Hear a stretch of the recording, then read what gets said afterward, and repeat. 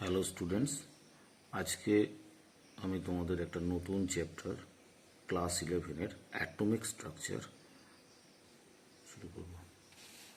নতুন চ্যাপ্টারের নাম অ্যাটমিক স্ট্রাকচার। অলরেডি তোমরা স্ট্রাকচার অফ অ্যাটম সম্পর্কে ক্লাস 9, 10 একটু একটু জেনে এসছো, প্রিভিয়াস ক্লাসে পড়েছো। তো 11-এ যখন একটা চ্যাপ্টার ডিটেলস পড়তে চাইছো, তখন তোমাকে মাথায় রাখতে হবে যেই Mains, NEET as well as board exam. তো একটু ডিটেলসে পড়াটাই বুদ্ধিমানের কাজ। যাই হোক, তো তোমরা বই ফলো করবে। যারা আইআইটি যেই মেন্স দিচ্ছ তাদের জন্য অরিয়ন কেমিস্ট্রি ফলো করো। আর এমনি একটা ক্লাসের বই তো রাখবেই, বোর্ড লেভেলের জন্য একটা বই, এনসিইআরটি বেস্ট যে কোনো বই রাখলেই হবে। তো যাই হোক, অ্যাটমিক স্ট্রাকচার সম্পর্কে আইডিয়া কিছুটা আছে। তো নাইনটিন্থ সেঞ্চুরির 19 শতকের সময় বিভিন্ন সায়েন্টিস্ট অ্যাটম সম্পর্কে আইডিয়া দিয়েছিলেন। কি আইডিয়া দিয়েছিলেন না, এই অ্যাটমসগুলো কেমিক্যাল রিয়াকশনে টেক পার্ট করে না। Every matter have tiny part, that is called atoms. অ্যাটমকে ব্রেক করে ইলেকট্রন, প্রোটন পাওয়া যায়, সেটা সায়েন্টিস্ট জে থমসন বা আরও আদার সায়েন্টিস্ট বলেছিলেন।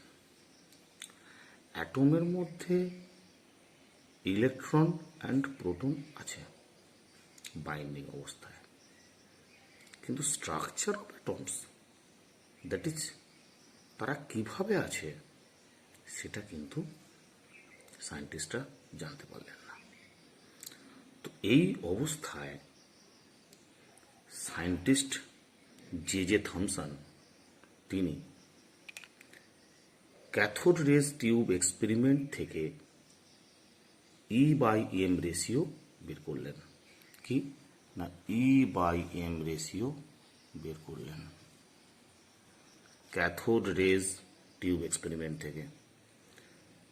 ঠিক তারপরে মুলিকানের অয়েল ড্রপ এক্সপেরিমেন্ট থেকে ইলেকট্রনের চার্জ পাওয়া গেল।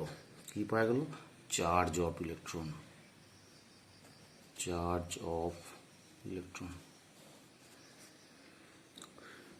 তাহলে জে থমসনের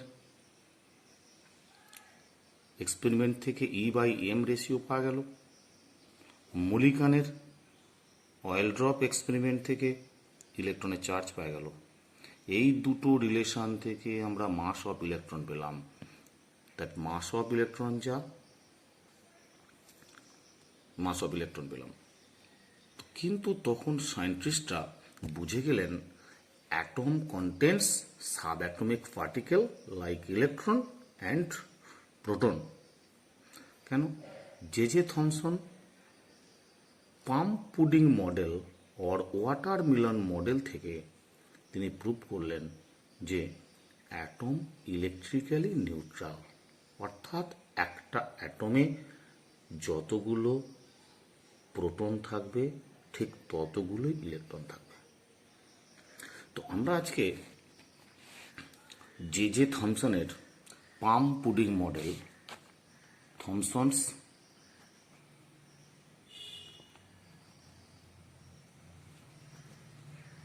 পাম্প পুডিং মডেল একটু ডিসকাস করব। পাম্প পুডিং মডেলটা কি? और वाटरमेलन मॉडल, वाटरमेलन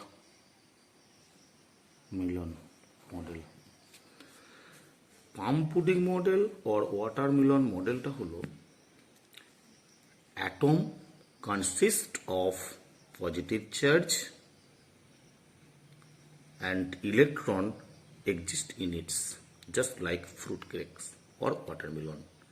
যেমনভাবে ওয়াটারমেলনের কাটলে আমরা লাল পাটটা দেখতে পাই, লাল পাটটাকে তিনি ভাবলেন প্রোটন, আর লাল পাটের মধ্যে, রেড পাটটার মধ্যে যে ব্ল্যাক বীজগুলো থাকে, সিডগুলো থাকে, সেইগুলোকে তিনি ভাবলেন electron. That is watermelon. Imagine করো একটা তরমুজকে মাঝখান থেকে কাটলে যে কিছু লাল অংশ থাকে আর কিছু ব্ল্যাক পার্ট থাকে, লাল শাঁস অংশটা তিনি ভাবলেন প্রোটন, আর কালো বীজগুলোকে তিনি নাম দিলেন electron, just like watermelon or fruit grapes. তো জে থমসন বললেন atom consist of positive charge and electrons মাঝে মাঝে একটু একটু পার্টে থাকে। সেকেন্ড পয়েন্ট তিনি বললেন অ্যাটমস আর ইলেকট্রিক্যালি নিউট্রাল, অর্থাৎ যতগুলো প্রোটন থাকবে ততগুলোই ইলেকট্রন থাকবে। এই পাম্পটিং মডেলটা পরবর্তীকালে সায়েন্টিস্টরা মানতে পারলেন না। সায়েন্টিস্ট রাদারফোর্ড এটাকে ভুল প্রমাণ করলেন।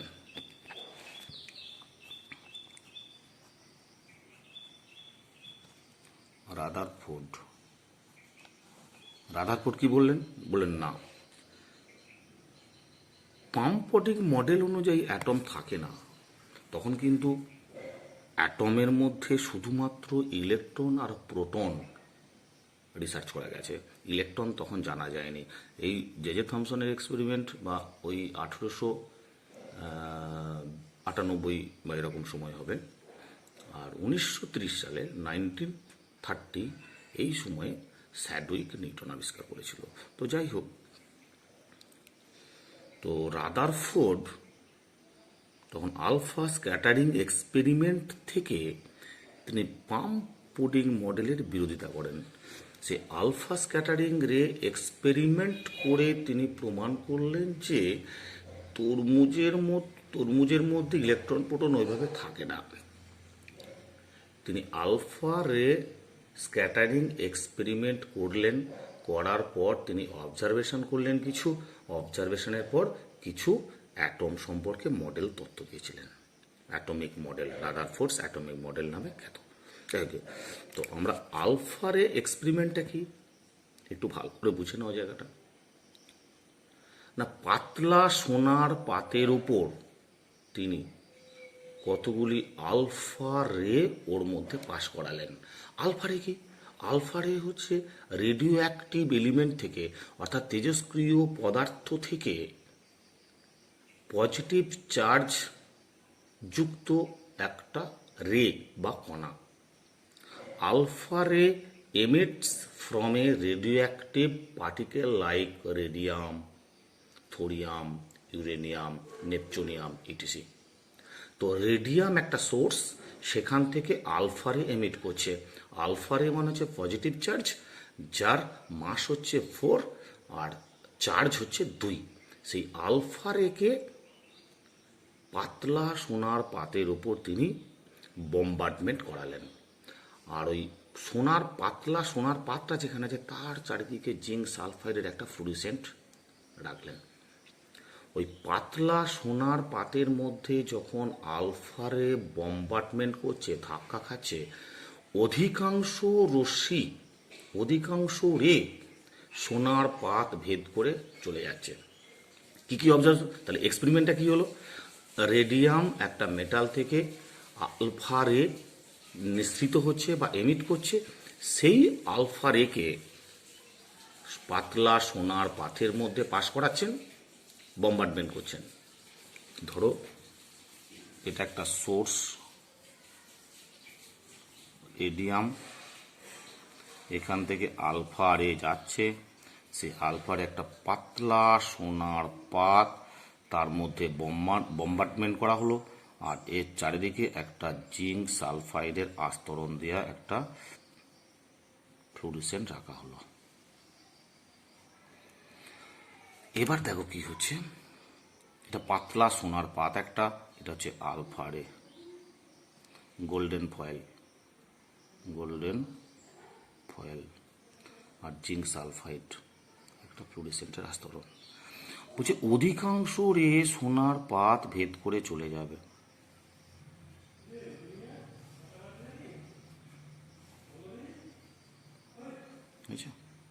অধিকাংশ most of rays pass through the golden surface.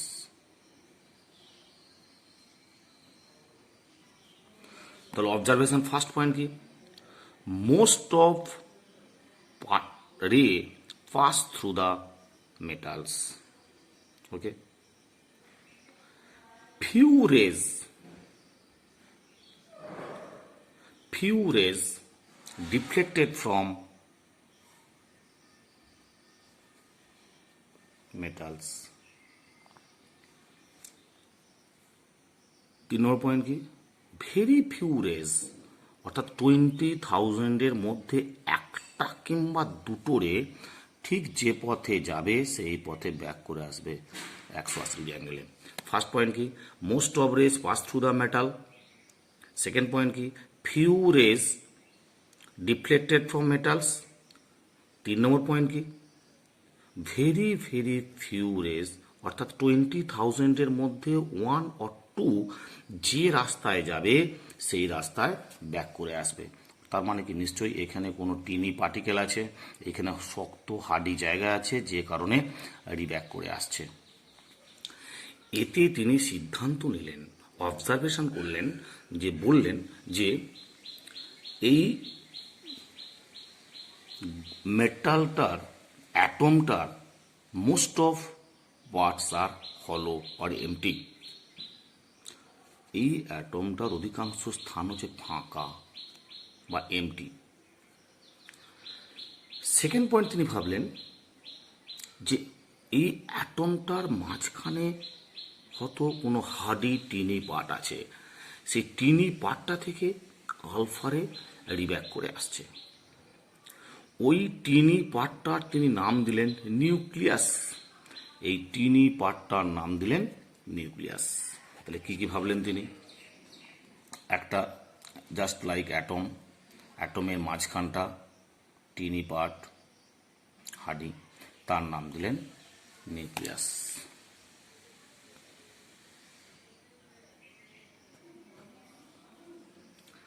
আর কি বললেন, তাহলে নিউক্লিয়াসে কি আছে না, আলফারে যেহেতু পজিটিভ রে, তাহলে পজিটিভ রে নিশ্চয়ই এখানে কোনো পজিটিভ পার্ট আছে। পজিটিভ পার্ট না থাকলে কখনো তাকে রিপালসান করে বাইরে বের করে দেয় না, এবং ডিফ্লেকশনও হয় না। আর স্টেট বেরিয়ে যাচ্ছে কেন, ফাঁকা জায়গা দিয়ে আলফা রেটা যখন যাচ্ছে তখন কেউ কাউকে ডিস্টার্ব করছে না, সোজা বেরিয়ে চলে যাচ্ছে। কারণ পজিটিভ পার্টের মধ্যে অবভিয়াসলি, এই নিউক্লিয়াসের মধ্যে অবভিয়াসলি পজিটিভ পার্ট বর্তমান প্রেজেন্ট আছে। তো তাহলে অবজারভেশন কি কি হলো, তিনি বললেন অ্যাটমের মোস্ট অফ পার্ট আর হলো, আর কি না মাঝখানে কোনো হার্ডি টিনি পার্ট আছে এবং পজিটিভ চার্জ প্রেজেন্ট আছে, যে কারণে আলফা রেটা রিব্যাক করে আসতে পারছে। এই হলো অবজারভেশন। এবার রাদারফোর্ডের অ্যাটমিক মডেলটা কি, রাদারফোর্ড অ্যাটম সম্পর্কে যে মডেল দিয়েছিলেন, দ্যাট ইজ রাদারফোর্ডস অ্যাটমিক মডেল। সেই অ্যাটমিক মডেলটা হচ্ছে number 1 point, electron can revolve around the nucleus at any circular path. Rutherford বললেন যে নিউক্লিয়াসকে সেন্টার করে যে কোনো সার্কুলার অরবিটে ইলেকট্রনগুলো রিভলভ করতে পারে। ফার্স্ট পয়েন্ট, নিউক্লিয়াসকে সেন্টার করে যে কোনো সার্কুলার অরবিটে, সার্কুলার পাথে ইলেকট্রনগুলো রিভলভিং করে। নাম্বার 2, অ্যাটমস আর ইলেকট্রিক্যালি নিউট্রাল, অর্থাৎ একটা অ্যাটমের মধ্যে যতগুলো ইলেকট্রন থাকবে ঠিক ততগুলি প্রোটন থাকবে। এবার দেখো, তার মানে এটা পজিটিভ চার্জ, এটা নেগেটিভ চার্জ। তো পজিটিভ চার্জ আর নেগেটিভ চার্জ একে অপরকে অ্যাট্রাকশন করবে, সেই অ্যাট্রাকশনটার নাম হচ্ছে electrostatic force of attraction or coulombic force. তো এই কুলম্বিক ফোর্স আর ইলেকট্রোস্ট্যাটিক ফোর্স অফ অ্যাট্রাকশন যদি থাকে শুধুমাত্র, তাহলে electron can drop in nucleus, তাহলে ইলেকট্রনটা নিউক্লিয়াসে অ্যাট্রাকশন হয়ে যাবে। তার মানে এখানে আরও অন্য কিছু ফোর্স কাজ করছে। তার মানে ইলেকট্রনের সঙ্গে প্রোটনের যে force, that is electrostatic force of attraction, আর এখানে ইলেকট্রনটা একটা বাইরের দিকে ফোর্স কাজ করে যাকে বলে centripetal force. Centripetal force at equilibrium electrostatic force and centripetal force দুটো ইকুয়াল হয়, তবে একটা ইলেকট্রন সার্কুলার পাথে রিভলভিং করতে পারবে। যখন একটা ইলেকট্রন সার্কুলার পাথে নিউক্লিয়াসকে সেন্টার করে রিভলভিং করে, তখন এই দুটো ফোর্সকে ইকুয়াল হতে হবে। কি কি force? Electrostatic, E for electrostatic force of attraction, আর C for centripetal force. Centripetal force বুঝেছে? দুটো ফোর্স ইকুয়ালের জন্য একটা ইলেকট্রন নিউক্লিয়াসকে সেন্টার করে সার্কুলার পাথে রিভলভিং করতে পারে, ঘুরতে পারে। এ হলো রাদারফোর্ডস অ্যাটমিক মডেল। এর ড্রব্যাকসটা কি? রাদারফোর্ডের মেন ড্রব্যাকস হচ্ছে, drawbacks of Rutherford's atomic model, he can't explain the stability of an atom. কি এক্সপ্লেন করতে পারলেন না তিনি? তিনি অ্যাটমের স্টেবিলিটি এক্সপ্লেন করতে পারলেন না। কেন? দেখো, কোন একটা অ্যাক্সিলারেটেড পার্টিকেল মানে কোন একটা সাব অ্যাটমিক পার্টিকেল বা এমনি পার্টিকেল যদি তার ভেলোসিটি চেঞ্জ করে, ভেলোসিটি চেঞ্জ করা মানে অ্যাক্সিলারেশন ফর্ম করবে। তাহলে অ্যাক্সিলারেটেড চেঞ্জ করা মানেই হচ্ছে ভেলোসিটি চেঞ্জ করা মানেই হচ্ছে অ্যাক্সিলারেটেড ফর্ম করলো। তাহলে অ্যাক্সিলারেটেড ফর্ম করা মানে সেটাকে বলা হচ্ছে অ্যাক্সিলারেটেড পার্টিকেলস। যদি কোনো একটা অ্যাক্সিলারেটেড পার্টিকেলস মুভড করতে থাকে কন্টিনিউয়াসলি অ্যাকর্ডিং টু ম্যাক্সওয়েল, সেই বডিটার এনার্জি আস্তে আস্তে ডিক্রিজ করতে থাকে। সাপোজ ধরো এই ইলেকট্রনটা মুভ করছে, মুভ করতে করতে যদি এটার ভেলোসিটি চেঞ্জ হয়, মানে এখানে একটা ভেলোসিটি, এখানে একটা ভেলোসিটি, এখানে একটা ভেলোসিটি, এখানে একটা ভেলোসিটি, ভেলোসিটি চেঞ্জ হওয়া মানে অ্যাক্সিলারেশন, ত্বরণ ফর্ম করবে। অ্যাক্সিলারেশন চেঞ্জ হওয়া মানেই হচ্ছে তার এনার্জি আস্তে আস্তে কমতে থাকবে। এনার্জি যদি কমতে থাকে তাহলে এই ইলেকট্রনটা আস্তে আস্তে ঘুরতে এনার্জি কমে কমে কি হবে? স্পাইরাল পথ দিয়ে ইলেকট্রনটা নিউক্লিয়াসে ড্রপ হয়ে যাবে। অর্থাৎ according to electrodynamics, that is Maxwell's concept, every accelerated moving particles lost its energy and then electron come to the nucleus. So structure of atom breaks, অর্থাৎ সেখানে কোনো অ্যাটমিক স্ট্রাকচার আমরা পাবো না। সবচেয়ে বড় ড্রব্যাক্স। তাহলে কি হলো? ফার্স্ট পয়েন্ট কি ফেলিওরের, ড্রব্যাক্সের? He can not explain the stability of atom, অর্থাৎ তিনি পরমাণুর স্থায়িত্ব ব্যাখ্যা করতে পারেননি। সেকেন্ড পয়েন্ট, মডার্ন সায়েন্টিস্টরা বলছেন যে কোন একটা অ্যাটম যখন স্পেকট্রাম দেয় তখন সেটা লাইন স্পেকট্রাম দেবে। কি স্পেকট্রাম দেবে? Line spectrum. কি spectrum? Line spectrum. According to modern scientist এরা বলছেন যে যখন কোনো একটা গ্যাসিয়াস অ্যাটমকে গ্যাসিয়াস ফেজে স্পেকট্রোফটোমিটার ইনস্ট্রুমেন্টের মধ্যে ফেলা হবে, তখন সেই গ্যাসিয়াস অ্যাটমটা কিছু লাইন স্পেকট্রাম দেবে, এরকম line spectrum. Do you know what is spectrum? Spectrum means, class 10-এ পড়েছো তোমরা, হোয়াইট লাইটকে যদি প্রিজমের মধ্যে ফেলা হয়, সেই প্রিজম কি করবে? হোয়াইট লাইটকে 7টা কালারে ডিভাইড করবে, ভিপজিওর। ওই 7টা কালার, ওই যে কালারগুলো পাওয়া যাচ্ছে ওগুলোকে বলা যায় স্পেকট্রাম। লাইন স্পেকট্রাম কি? যদি স্পেকট্রামটা অনলি লাইন ফর্মে দেখা যায়, লাইন স্পেকট্রাম। আর রাদারফোর্ড বলেছিলেন অ্যাটম গিভস ব্যান্ড স্পেকট্রাম। কি spectrum? Band spectrum. Band spectrum মানে কি? লাইন স্পেকট্রাম মানে হচ্ছে এরকম, আর ব্যান্ড স্পেকট্রাম মানে হচ্ছে এরকম একটা ব্যান্ড থাকবে।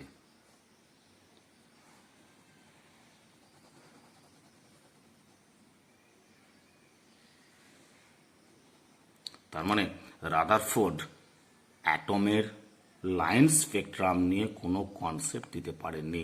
তিনি বলেছিলেন atom gives band spectrum, main failure. আর কি তিনি বলেছিলেন, আর কি তিনি ফেলিওর ছিল তার, না উনি কোন একটা ইলেকট্রনের ফিক্সড এনার্জি অর ফিক্সড ভেলোসিটির কথা বলতে পারেননি। তিনি বলেছিলেন যে কোনো সার্কুলার অরবিটে ইলেকট্রন মুভ করতে থাকে, তার এনার্জির কোনো কনসেপ্ট তিনি দিতে পারেননি। That is the failure of Rutherford's. First point, he can not explain the stability of an atom. Second point, he can not explain the line spectrum of atom. He can not explain the fixed energy of an moving electron or velocity of moving electron. ঠিক তারপরে scientist Bohr atom সম্পর্কে অনেকগুলো concept বা পোস্টুলেট দিয়েছিলেন। রাদারফোর্ডের পরবর্তীকালে scientist Bohr atom সম্পর্কে details idea দিয়েছিলেন। কে? Scientist Niels Bohr. Bohr's concept. Bohr কি বলেছিলেন? বোর বলেছিলেন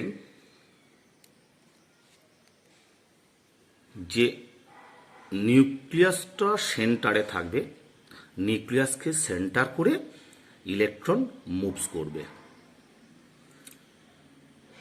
তো যে কোনো সার্কুলার পাথে ইলেকট্রন মুভস করবে না। ইলেকট্রন কতগুলি ফিক্সড সার্কুলার পাথে রিভলভিং করবে।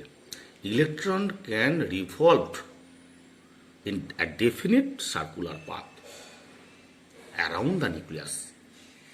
অর্থাৎ নিউক্লিয়াসকে সেন্টার করে কতগুলি ডেফিনিট সার্কুলার পাথে ইলেকট্রন রিভলভিং করবে।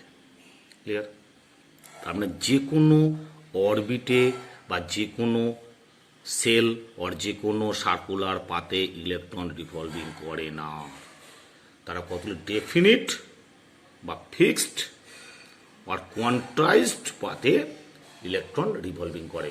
নতুন ওয়ার্ড কোয়ান্টাইজেশন, কোয়ান্টাইজড, অর্থাৎ যে অরবিটে অর যে পাথে ইলেকট্রন মুভমেন্ট করবে সার্কুলার পাথটার, সেই সার্কুলার পাথের অ্যাঙ্গুলার মোমেন্টামটা অর্থাৎ এমভিআর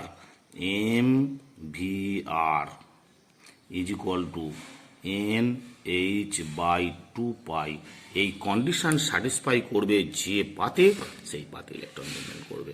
খুব একটা টাফ ওয়ার্ড বললাম। এমভিআর মানে অ্যাঙ্গুলার মোমেন্টাম। এমভি মানে কি? Linear momentum.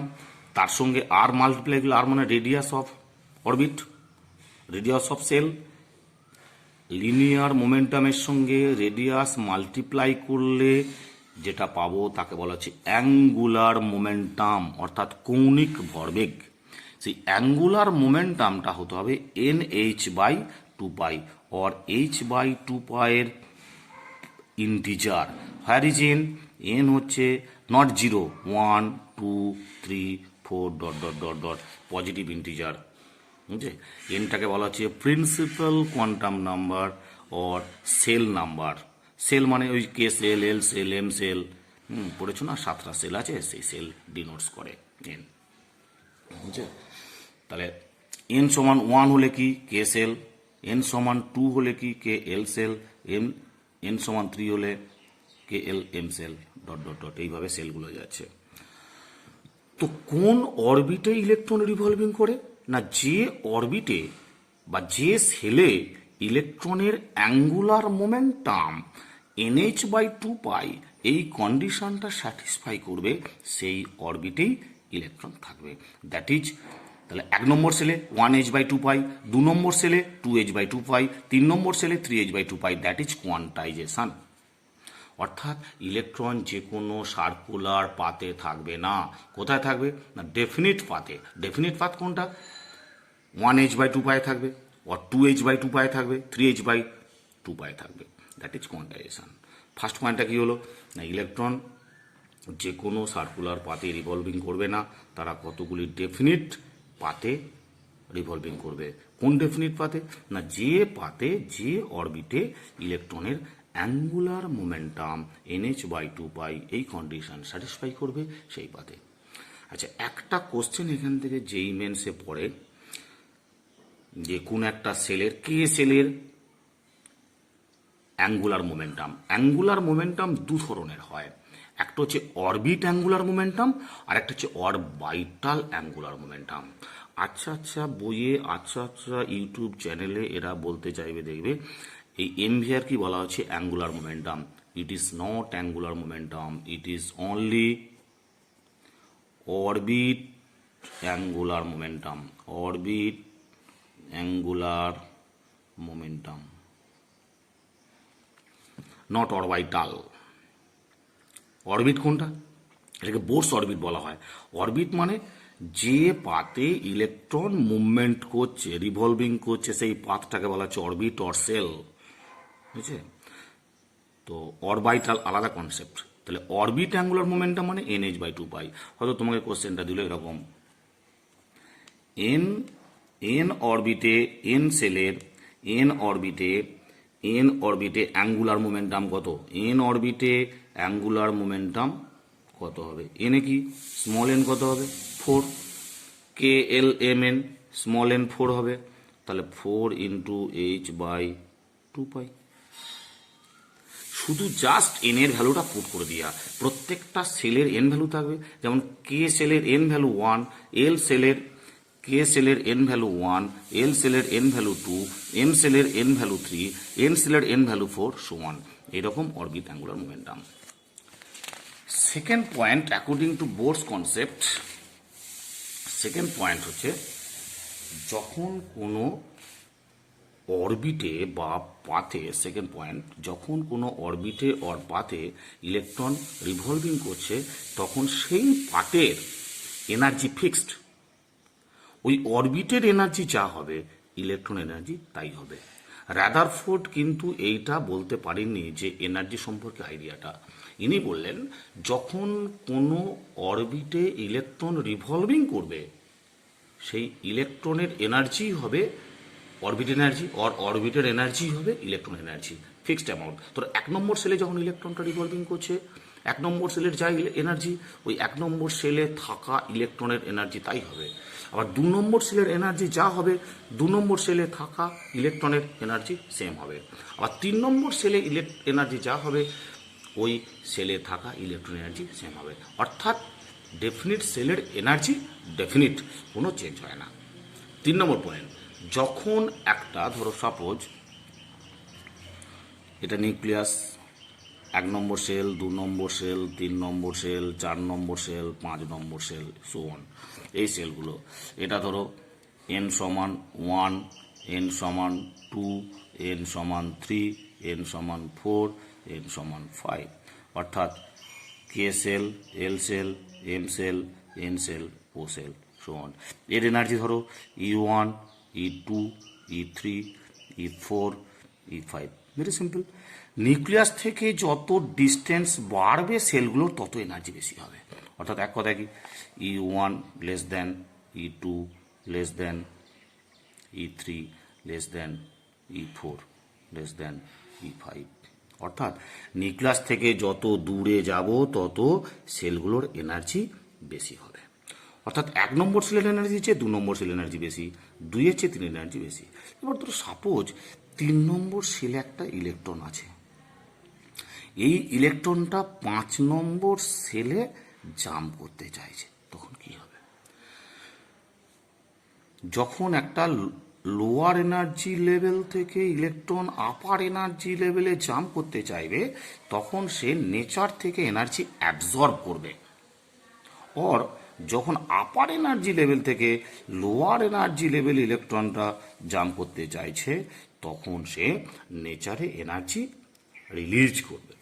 অর্থাৎ লোয়ার এনার্জি লেভেল থেকে আপার এনার্জি লেভেলে ইলেকট্রন উত্তরণ ঘটলে বা জাম্প করলে তখন নেচার থেকে এনার্জি অ্যাবজর্ব করে। আবার আপার এনার্জি লেভেল থেকে লোয়ার এনার্জি লেভেলে ইলেকট্রন জাম্প করলে তখন সে এনার্জি রিলিজ করতে থাকে। এখন কোশ্চেনটা হচ্ছে যে একটা সেল থেকে আর একটা সেলে জাম্প করলে কতটা এনার্জি রিলিজ করবে আর কতটা এনার্জি সে অ্যাবসর্ব করবে। জাস্ট লাইক ধরো 2 নম্বর সেল থেকে 1 নম্বর সেলে ও জাম্প করতে চাইছে, তা 2 নম্বর সেলের এনার্জি কত? E2। 1 নম্বর সেলের এনার্জি কত? E1। কোশ্চেনটা হচ্ছে 2 নম্বর সেল থেকে একটা ইলেকট্রন 1 নম্বর সেলে জাম্প করতে চাইছে, কতটা এনার্জি ও রিলিজ করবে। তাহলে 2 নম্বর যেখান থেকে আসছে তার এনার্জি জেনে নিলাম E2, যেখানে আসছে 1 নম্বর সেলে তার এনার্জি জানলাম E1, দুটোর সাবট্রাক্ট করলাম, দ্যাট ইজ ডেল ই।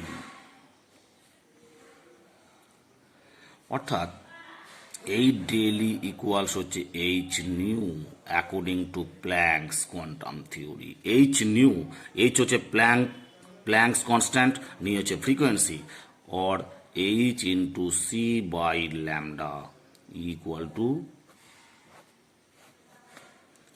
এখানে কি দেখো, according to Planck's concept del is equal to H nu, H হচ্ছে প্ল্যাঙ্কস কনস্ট্যান্ট, নিউ হচ্ছে ফ্রিকোয়েন্সি, এই আর সি হচ্ছে লাইট ভেলোসিটি, আর ল্যামডা হচ্ছে ওয়েভলেন্থ। ঠিক আছে, তাহলে বোরের 3টে অ্যাটমিক মডেল ছিল, 1, 2, 3, 3টে পয়েন্ট বই থেকে পড়বে, বুঝে নাও। আর এই যে এখানে কোশ্চেনটা আছে এইচ নিউ কোথা থেকে এলো স্যার, এটা হচ্ছে Planck's quantum theory. Planck's quantum থিওরিটা তোমাদের পরে ডিসকাস করব। আজকে এই পর্যন্তই। তোমাদের দেখো আমি একটু বলে দিচ্ছি কী কী পড়ালাম। হ্যাঁ, একটু তো ফার্স্ট হচ্ছে জে থমসনের অ্যাটমিক মডেল, পাম পুডিং মডেল। সেকেন্ড হচ্ছে রাদারফোর্ডস আলফা রে স্ক্যাটারিং এক্সপেরিমেন্ট। থার্ড হচ্ছে বোরস অ্যাটমিক মডেল। বোরস অ্যাটমিক মডেলটা ভেরি ইম্পর্ট্যান্ট, এবং এখানে এনার্জির কোয়ান্টাইজেশন হয়, এবং এখানে যে ইলেকট্রনগুলো রিভলভিং করে তাদের ডেফিনিট এনার্জি, ডেফিনিট ভেলোসিটি সব কিছু ক্যালকুলেট করা সম্ভব। এবং যেটা খুব ইম্পর্টেন্ট হচ্ছে আজকে, যে এদের আমরা অরবিট অ্যাঙ্গুলার মোমেন্টাম ক্যালকুলেট করতে পারলাম। আজকে এই পর্যন্ত। তোমরা পরের দিনকে বোরস পস্টুলেটস এর ক্যালকুলেশন ডিটেলস হবে। ওকে, তাহলে একটু যে যার প্রথমে ক্লাসের বোর্ডস লেভেলের বইটা পড়বে, বোর্ডস লেভেলের বইটা পড়ে দেখো কী কী পড়বে, আলফার এক্সপেরিমেন্ট এগুলো পড়ো, বোর্ডের কনসেপ্টটা পড়ো, না বুঝতে পারলে পরের দিনকে এনে দিও। ওকে, বাই।